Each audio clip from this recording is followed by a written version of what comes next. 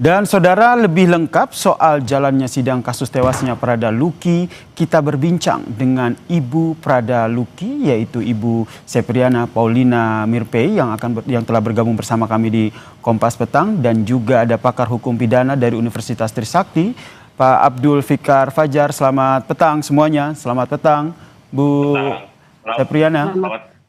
Selamat petang. Ya, selamat petang, Mas. Saya ke Bu Sepriana dulu, yang setiap kali persidangan Anda hadir untuk memantau bagaimana keterangan dari para saksi dan juga terdakwa. Ibu, dari keterangan para saksi hari ini, apa yang bisa Ibu sampaikan? Pada persidangan hari ini ada saksi tambahan, yaitu satu orang provos, dan saya sebagai ibu kandung, saya melihat keterangan-keterangan yang disampaikan oleh saksi pada hari ini cukup blunder bagi saya. Saya tidak tahu apa yang dia tutupi, karena kebanyakan dia mengatakan tidak tahu. Sedangkan bagi saya, seorang provos itu tugasnya menjaga keamanan. Tapi dari keterangan yang dia sampaikan, di saat anak saya dikasih masuk dalam ruangan, terus disiksa, malahan dianya keluar dan tidur. Itu yang saya sangat kecewa dari keterangan saksi tambahan tadi. Jadi menurut Anda, provos yang harusnya bisa mengelerai kejadian saat itu malah berdiam diri, tidak melakukan tindakan apa-apa ya, Bu? Ya, tadi yang saya lihat seperti itu, Mas. Kemudian tadi di sidang Ibu sempat menangis begitu. Apa yang membuat Ibu akhirnya bersedih sehingga akhirnya menangis dalam persidangan tadi? Saya kan 3 hari sebelumnya itu sebagai saksi. Saya tidak bisa masuk ke dalam ruangan persidangan karena memang saya status sebagai saksi. Tadi saya karena tidak bersaksi lagi, saya boleh masuk ke ruang sidang. Tapi saya tidak sanggup mendengar keterangan dari saksi. Karena tadi dari keterangan saksi menyatakan bahwa anak saya sudah berteriak minta ampun, tapi tetap disiksa dan dipukul terus. Itu yang saya tidak sanggup dan tega mendengar. Hati seorang ibu pasti akan menjerit mendengar seperti itu. Baik, tidak bermaksud untuk kembali mengorek luka yang dialami oleh Prada Luki dan yang Ibu saksikan begitu ya. Namun dari keterangan yang disampaikan, akhirnya Ibu sendiri menuntut bahwa para terdakwa ini baiknya dijerat pasal pembunuhan berencana. Kenapa demikian? Ya, karena saya lihat ini bukan penganiayaan lagi. Ini sudah mengarah kepada pasal pembunuhan berencana. Dilihat dari BAP dan keterangan-keterangan baik terdakwa, saksi, utarakan semua, mereka betul-betul merencanakan. Sampai akses komunikasi saja, mereka putus hubungan betul-betul dengan anak saya, sampai anak saya hampir meninggal, tidak ada komunikasi sama sekali. Saya berinisiatif sendiri pergi ke Nagekeo, karena namanya perasaan seorang ibu, saya merasa anak saya sudah tidak baik-baik lagi.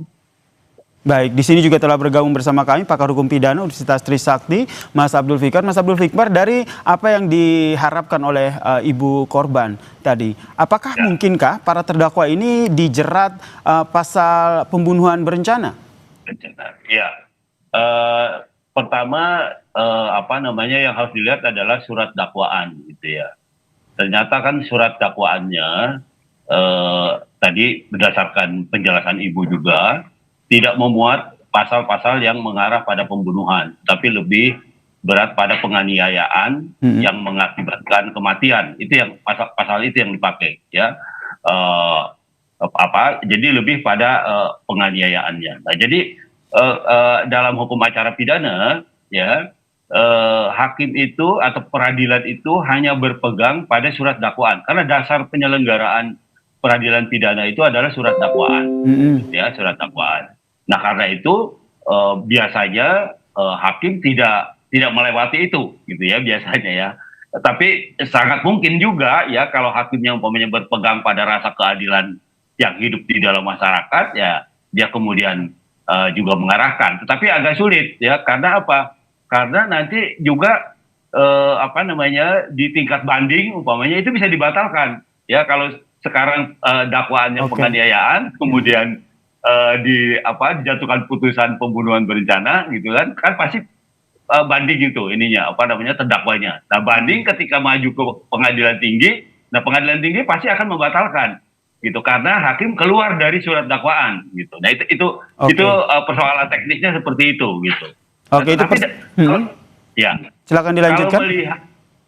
Kalau melihat kronologi kejadiannya, kan kalau penganiayaan itu adalah kesengajaan menimbulkan rasa sakit gitu, ya kan? Artinya kalau orang menganiaya itu, kalau orang sudah sakit ya udah selesai itu yang namanya penganiayaan. Tapi kalau itu dilakukan berkali-kali, gitu, menurut saya berkali-kali waktunya ini segala macam, artinya ada tujuan lain gitu loh. Oke, jadi menurut Anda penganiayaan yang dilakukan oleh para terdakwa yang dilakukan berkali-kali ini memang tujuannya untuk menghilangkan nyawa korban. Ada unsur pembunuhan berencana di situ. Jangan dijawab dulu, kita lanjutkan perbincangan kita usai jeda. Tetaplah bersama kami di Kompas Petang. Oke.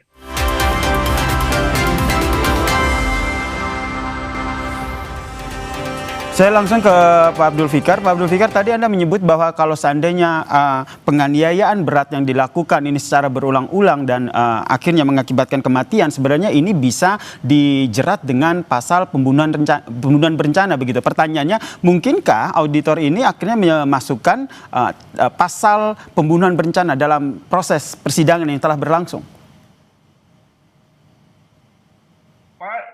Sulitnya auditor itu sudah mendakwa hanya penganiayaan berat yang menimbulkan kematian, ya, dan persidangannya sudah sampai pada tahap pembuktian yaitu pemeriksaan saksi.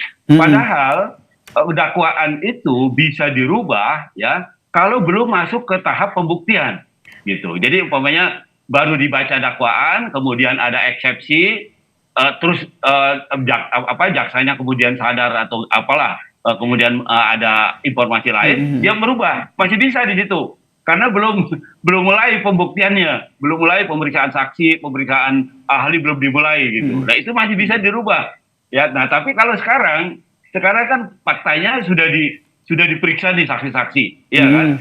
Nah jadi agak sulit merubah dakwaan ini menjadi itu tadi paling tidak percobaan pembunuhan lah, ya. Kalau kan ada pembunuhan itu ada 3 kategori, percobaan pembunuhan, pembunuhan atau pembunuhan berencana, kan begitu, ya kan? Baik. Nah, jadi dari fakta penganiayaan yang berkali-kali, menurut saya itu tujuannya tidak lagi membuat orang merasa sakit gitu, tapi ada tujuan lain gitu. Dan menurut Anda bisa dengan disangkakan pembunuhan berencana jika seperti Anda sampaikan tadi ya Pak Fikar ya. Baik, saya ke Bu Paulina. Bu Paulina, Anda yang terus bersuara dan menyampaikan ke publik bahwa mereka para terdakwa ini harus dijerat dengan pasal pembunuhan berencana. Ibu Paulina tentu mendengar betul keterangan yang disampaikan oleh para saksi yang dihadirkan. Hal-hal apa saja yang meyakinkan Ibu dan juga keluarga bahwa para terdakwa ini harusnya dijerat dengan pasal pembunuhan berencana, Ibu? Ya, dari keterangan semua yang kita dengar itu, karena kita melihat sungguh sadis dan kejam perbuatan mereka. Kita sebenarnya tidak menerima salinan BAP-nya dari para saksi dan terdakwa. Kalau kita menerima dan kita mengetahui sebelumnya pasal yang diterapkan kepada mereka, pasti kita sudah tahu. Ini kita juga baru tahu. Kita pihak keluarga dan orang tua baru tahu pasal yang diterapkan kepada mereka. Jadi saya berpikir kalau hanya hukuman 9 tahun saja bagi saya sungguh miris sekali. Karena yang mereka lakukan itu di luar batas kemanusiaan. Itu bukan ciri seorang prajurit. Memang kalau memang pembinaan atau apa kami memaklumi ada dia punya tingkat-tingkatnya, tapi ini sudah mengarah kepada pembunuhan, bukan pembinaan lagi. Jadi kalau memang dikenakan pasal seperti itu, kami keluarga kecewa. Bukan kami saja keluarga, seluruh masyarakat Indonesia kecewa.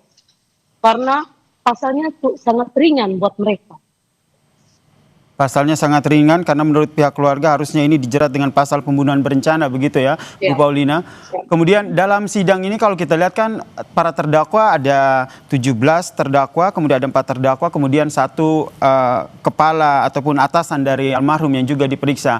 Dari kesemua terdakwa ini menurut Ibu Paulina sendiri siapa sebenarnya orang yang paling bertanggung jawab, otak utama dari pelaku penganiayaan yang harus betul-betul bertanggung jawab? kalau menurut saya yang saya lihat itu terdakwa yang bernama Torik Singajuru, itu yang saya lihat, dan Bapak Madejini. Kedua itu yang saya lihat mereka cukup bertanggung jawab harusnya. Dan juga Danti Luki itu juga berperan penting. Tapi yang saya lihat di situ kebanyakan itu yang peran penting itu Bapak Torik Singajuru. Kemudian Ibu tentu bertemu langsung dengan para terdakwa saat persidangan tersebut gitu. Saya yakin Ibu Paulina punya rasa kecewa, punya amarah di situ. Tapi dari wajah para terdakwa ini, apakah mereka tampak menunjukkan rasa penyesalan? Mungkin ada yang ingin berupaya untuk menyampaikan permintaan maaf langsung kepada Ibu? Yang saya lihat para terdakwa tidak ada rasa penyesalan. Malahan yang saya lihat terdakwa Ahmad Faisal, Letnan 1 Ahmad Faisal, dia duduk sambil menggoyang-goyangkan kaki. Apakah seorang oknum perwira etikanya seperti itu di dalam ruang persidangan?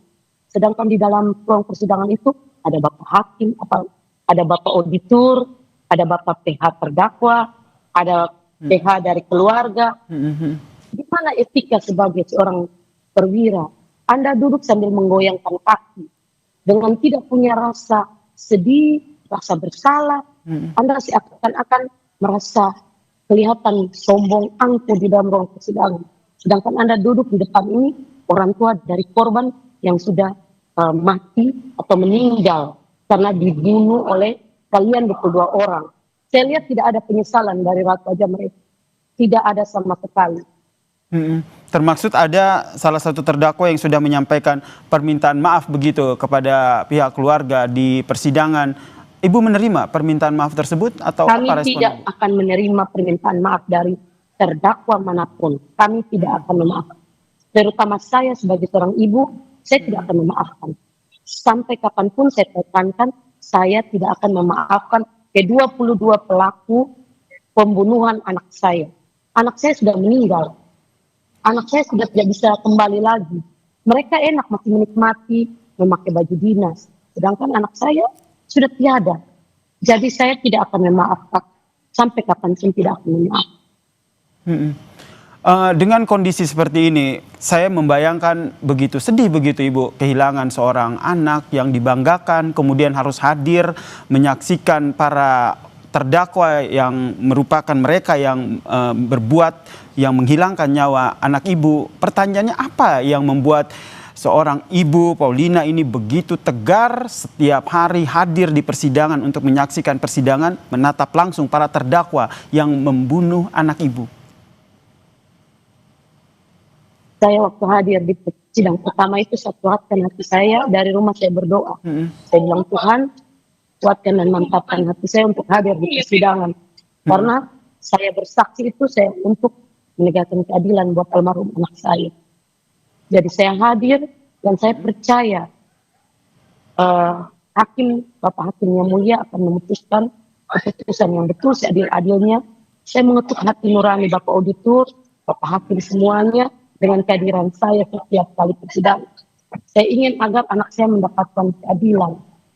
Itu yang saya ingin. Baik, keadilan untuk almarhum Prada Luki ya. Ini yang dinantikan oleh pihak keluarga. Terima kasih Ibu Prada Luki, Sepriana Paulina Mirpei, dan juga pakar hukum pidana dari Universitas Trisakti, Pak Abdul Fikar Hajar, telah bergabung bersama kami di Kompas Petang. Salam sehat semuanya.